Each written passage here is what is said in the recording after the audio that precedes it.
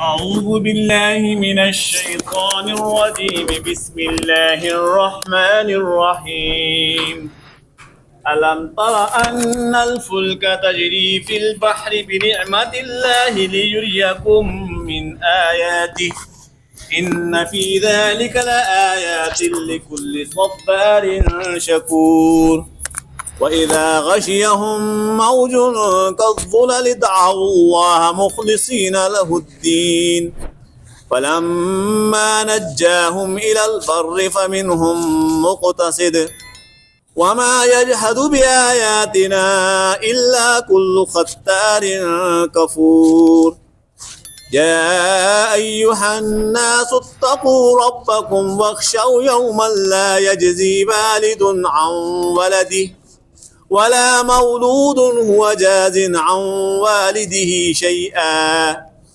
إن وعد الله حق فلا تغرنكم الحياة الدنيا ولا يغرنكم بالله الغرور إن الله عنده علم الساعة وينزل الغيث ويعلم ما في الأرحام وما تدري نفس ماذا تكسب غدا وما تدري نفس بأي أرض تموت إن الله عليم خبير صدق الله العظيم اعوذ باللہ من الشیطان الرجیم بسم اللہ الرحمن الرحیم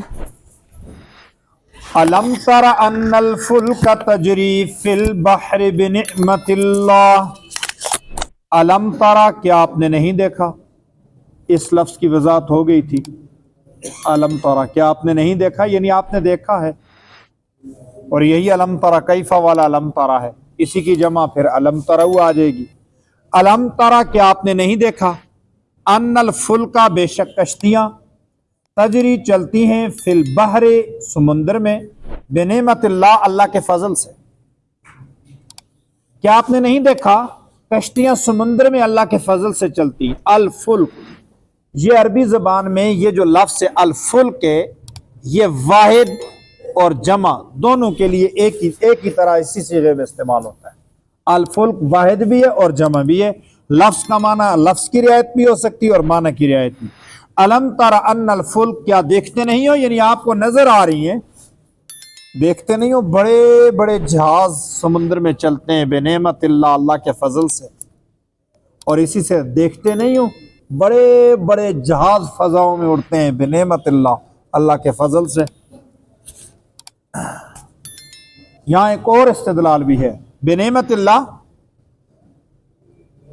یعنی اللہ رب العزت کی جو نعمتیں ہیں ان کو لے کے چلتے ہیں. تجارت اللہ کی نعمت ہے، بڑا سامان لے کے جاتے ہیں، وہاں جا کے لوگوں کا جو معیشت ہے، جو بزنس ہے، جو رزق ہے اس کے لیے چلتی ہیں. تو یہ اللہ کی نعمت کو لے کے چلتی ہیں. دیکھتے نہیں ہو لیُریَکُم مِّنْ آیاتِہ کہ وہ دکھائے تمہیں اپنی بڑی بڑی نشانیاں. ان بے شک فی ذالک اس میں یہ سمندر کے اندر بڑے بڑے جہازوں کے چلنے میں لآیات بڑی بڑی نشانیاں ہیں لکل ہر اس شخص کے لیے صبار جو صبر کرنے والا ہے، شکور جو شکر کرنے والا ہے. وَإِذَا غَشِيَهُمْ اور جب ڈھانپ لیتی ہیں ان کو موجن کوئی بڑی سمندری لہر موج كالظلل جس طرح سائبان ہوتا ہے، جس طرح بادلوں کے سائے ہوتے ہیں سائبان ہوتا ہے. دعوا اللہ پکارتے ہیں وہاں پر وہ اللہ کو مخلصین خالص کرتے ہوئے لہ الدین اسی کے لیے الدین پکار. وَإِذَا غَشِيَهُمْ مَوْجٌ كَالظُّلَلِ جس طرح کے سمندر کے اندر جب وَإِذَا غَشِيَهُمْ مَوْجٌ جب ان کو ڈھانپ لیتی ہے کوئی موج كَالظُّلَلِ جس طرح کے سائبان ہوتے دعوا اللہ مخلصین لہ الدین پھر وہ خالص اللہ ہی کو پکارتے ہیں. الدین الدین جو لفظ الدین ہے اس کے قرآن مجید میں 4 معنی آتے ہیں. اس مقام پہ لفظ دین کا معنی ہے پکار. لفظ دین کا ایک معنی بدلہ بھی ہے، مالک یوم الدین، دین کا معنی قیامت ہے وہاں پر، اور دین کا معنی شریعت اور طریقت بھی ہے، شریعت راستہ. اور یہاں پر الدین کا معنی پکار ہے. دعوا اللہ مخلصین لہ الدین، وہ خالص اللہ ہی کو پکارتے ہیں. فلما نجاہم، جب ہم ان کو نجات دیتے ہیں، الی البر، خشکی تک، خشکی کی طرف، فمنہم، تو ان میں سے کچھ لوگ ایسے ہوتے ہیں، مقتصد، ان میں سے کچھ لوگ ایسے ہوتے ہیں جو قائم رہتے ہیں اپنے اس دعوے کے اوپر، اور کچھ لوگ ایسے ہوتے ہیں جو اس سے ہٹ جاتے ہیں اور ظلم پر آ جاتے ہیں اور پھر شرکیہ کلمات کی طرف آ جاتے ہیں. وما یجحد، اور نہیں انکار کرتے، بآیاتنا، ہماری آیتوں کا، الا، مگر، کلو، ہر، خطار، بدعہدی کرنے والا شخص، کفور، ناشکری کرنے والا شخص. وما یجحد بآیاتنا الا کل خطار کفور، اور ہماری آیات کا انکار کرنے والا ہر وہ شخص ہوتا ہے، ہمارے عہد کا انکار کرنے والا ہر وہ شخص ہوتا ہے جو بدعہدی کرتا ہے اور جو ناشکری کرتا ہے. یا ایھا الناس، اے لوگو، یا ایھا الناس اتقوا، اے لوگو تم ڈرتے رہو، ربکم، اپنے رب سے، واخشوا، اور تم خصوصاً تم ڈرو، یومن، اس دن سے، لا یجزی، نہیں کام آئے گا، والدن، کوئی والد، عن ولدہ، اپنے بیٹے کے، اپنی اولاد کے، لا یجزی، نہیں ہٹا سکے گا، والدن، کوئی والد، عن ولدہ، اپنے بیٹے سے مصیبت کو، ولا مولودن، اور نہ کوئی بیٹا، نہ کوئی اولاد، ہوا جازن، وہ ہٹا سکے گا، جازن، ہٹانے والا، ہٹا سکے گا، عن والدی، اپنے والد سے، شیئن، کوئی چیز. یہ یجزی کے صلے میں عن آ گیا نا، تو تب ہم نے یہ معنی بھی کیا کہ والد اپنی اولاد سے اور اولاد اپنے والد سے کسی مصیبت کو دور نہیں کر سکے گا. ویسے باماورا معنی یہی ہے، اے لوگو اپنے رب سے ڈرو اور خصوصاً اس دن سے تم ڈرو، خوف رکھو اس دن کا. باماورا معنی ایسے ہوگا، اے لوگو تم اپنے رب سے ڈرو اور اس دن سے خوف کھاؤ جس دن باپ اپنی اولاد کے اور اولاد اپنی باپ کے کام نہیں آ سکے گی. دنیا میں یہی ایک رشتہ ہے کام آنے والا جو خالص کام آتا ہے، اولاد کے کام باپ آتا ہے اور باپ کے کام اولاد آتی ہے. جب یہی رشتے کام نہیں آ سکے تو معنی یہ ہوگا کہ اس دن سے خصوصاً ڈرو جس دن کوئی کسی کے کام نہیں آئے گا. ان وعد اللہ حق، بے شک اللہ تعالیٰ کا وعدہ سچا ہے قیامت کے آنے کا. فلا تغرنکم، تو نہ دھوکے میں ڈالے تم کو، الحیات الدنیا، دنیا کی زندگی. فلا تغرنکم الحیات الدنیا، تم کو دنیا کی زندگی جو ہے یہ دھوکے کے اندر نہ ڈال دے. دنیا کی زندگی بڑی پر لطف بھی ہے، پرکیف بھی ہے، رنگین بھی ہے، خوبصورت بھی ہے، مضبوط اور طاقت اور قوت بھی اس میں نظر آتی ہے، لیکن یہ سب دھوکہ ہے کیونکہ یہ عارضی زندگی ہے. ولا یغرنکم باللہ الغرور، اور تم کو دھوکے میں نہ ڈال دے اللہ سے الغرور، غرور تمہیں دھوکے سے نہ ڈال دے، دھوکے میں نہ ڈال دے. دیکھیں، غرور ہے ایک لفظ، ایک غرور ہے ایک لفظ. غین پہ پیش ہے، ایک پہ غین پہ زبر ہے. غرور کا معنی ہوتا ہے تکبر کرنا. انسان دھوکے میں آ جاتا ہے نا، اپنے خود انسان دھوکے کے اندر آ جاتا ہے، میں بڑا طاقتور ہوں، میری بڑی صحت ہے، میری بڑی صلاحیتیں ہیں، میں نے یہ کیا، میں یہ کر سکتا ہوں، میں کے اندر آ جاتا ہے. یہ غرور ہے. غرور غین کے اوپر پیش ہے، غرور دھوکہ. غین کے اوپر زبر ہے، مبالغے کا صیغہ ہے فاعل سے، بہت زیادہ دھوکہ دینے والا. اور یہاں پر دھوکہ دینے غرور سے کیا مراد ہے؟ دنیا کی زندگی مراد ہے. سیاق کلام سے یہی سمجھ آ رہا ہے. یہاں غرور سے کیا مراد ہے؟ شیطان کا نام غرور ہے. اب پھر دیکھیں، ان وعد اللہ حق، اللہ کا وعدہ سچا ہے. فلا تغرنکم الحیات الدنیا، تمہیں دنیا کی زندگی دھوکے کے اندر نہ ڈال سکے، ولا یغرنکم باللہ الغرور، اور تمہیں شیطان دھوکے میں نہ ڈال دے اللہ کے متعلق اور زندگی کے متعلق۔ پوری صورت کا خلاصہ آ رہا ہے، ان اللہ، بے شک اللہ تعالی، عندہ، اسی کے پاس، علم الساعۃ، قیامت کا علم ہے۔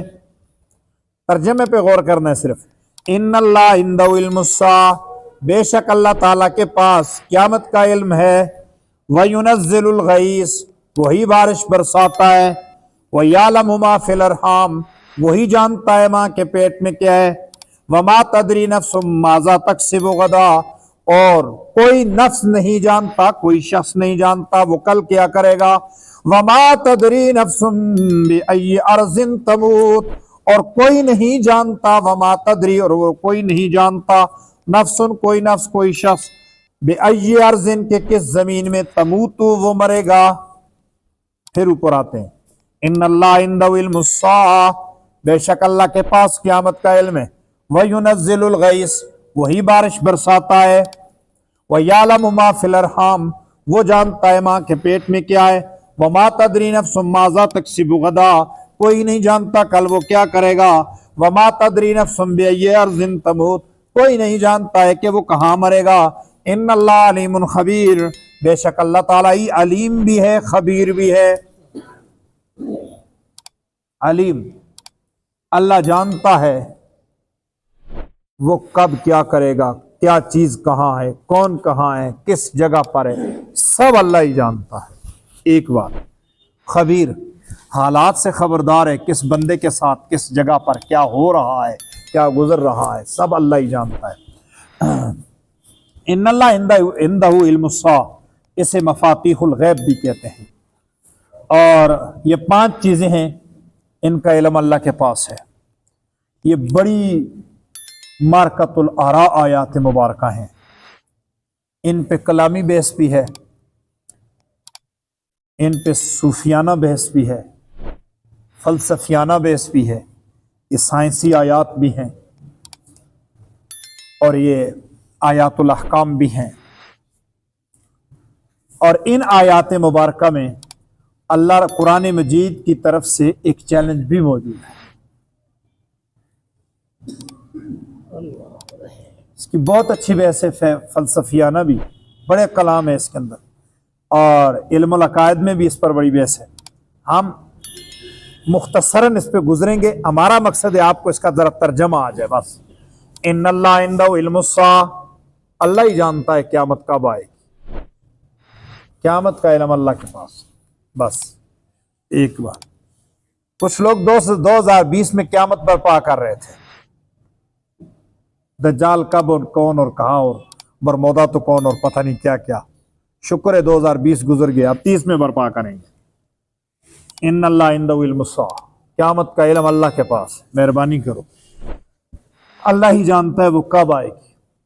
اس موضوع پر، قیامت کی نشانیوں کے موضوع پر بڑی زبردست ریسرچ ہے ڈاکٹر طاہر القادری صاحب، سننے کے لائق، تقریر نہیں ریسرچ ہے جی۔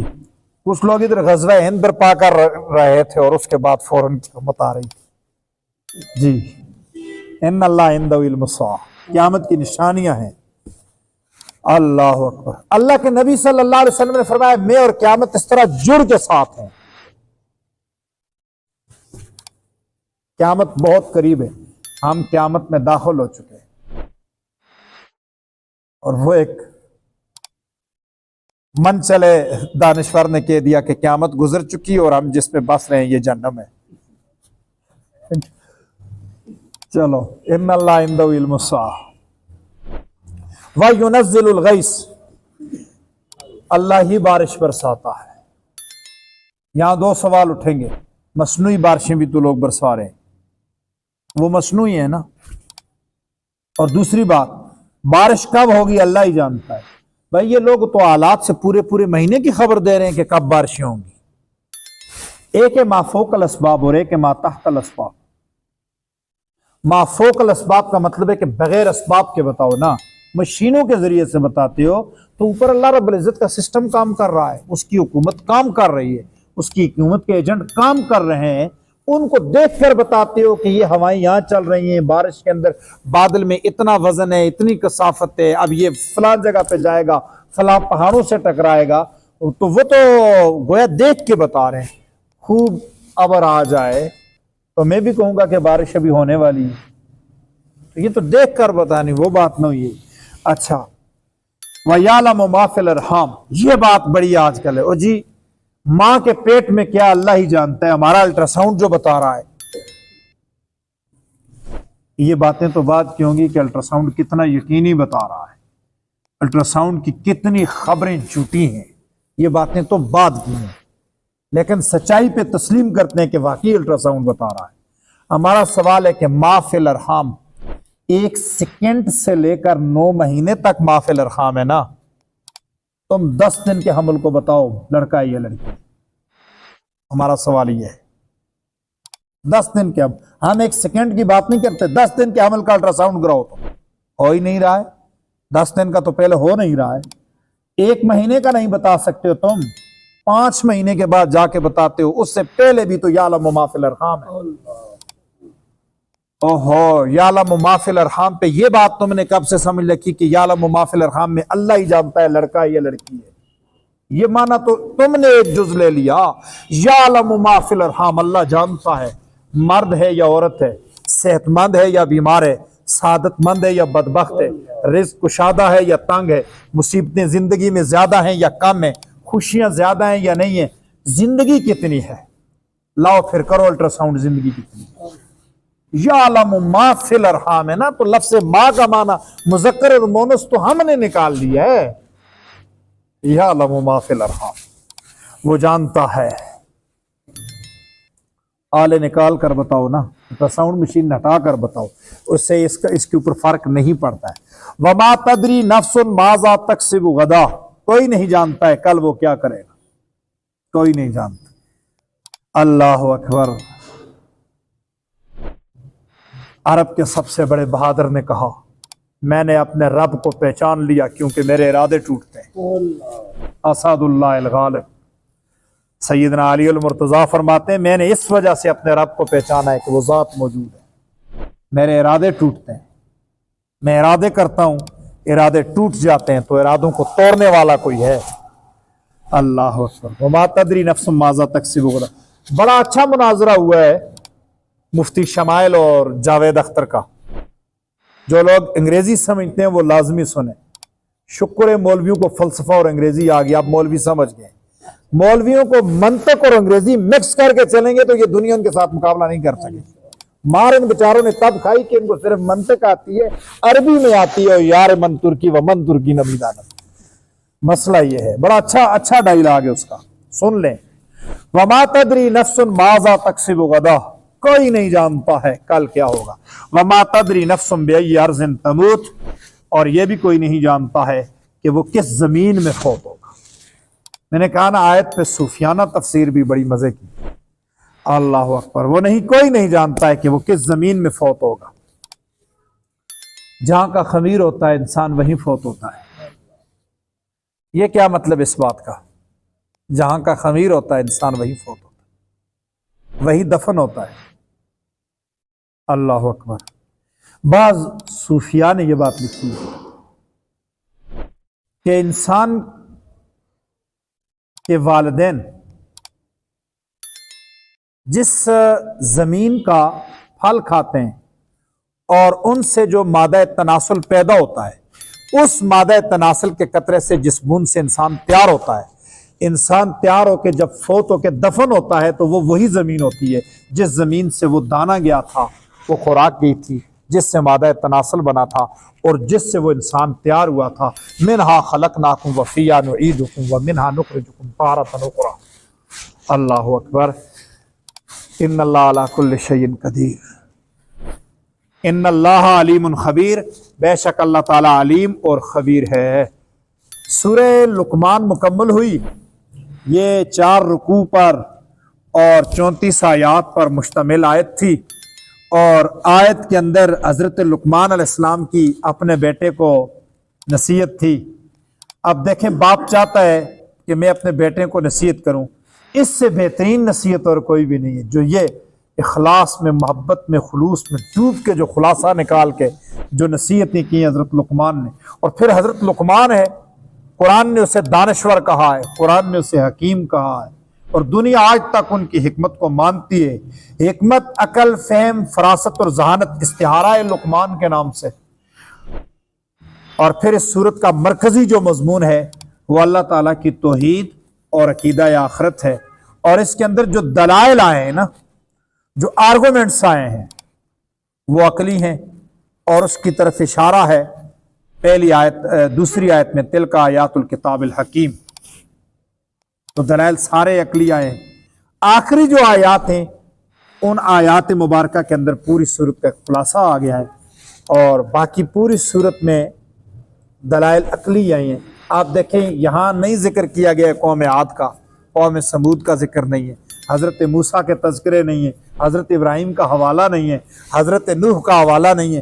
तमाम अलम तरा अलम तरा अलम तरा, देखते नहीं हो, देखते नहीं हो, देखते नहीं हो। एक हवाला दिया हज़रत लुकमान का, और वो भी अकली दलील इसलिए दिया है, हिकमत है। तुम देखो, तुम्हें हकीम बड़े नजर आते हैं ना, तो कायनात का सबसे बड़ा दानश्वर जो है ना, वो अपने बेटे को क्या कह रहा है, जरा उसकी तो सुन लो। सुबहान रब्बिक रब्बिल इज्जति अम्मा यसिफून व सलामुन अलल मुरसलीन।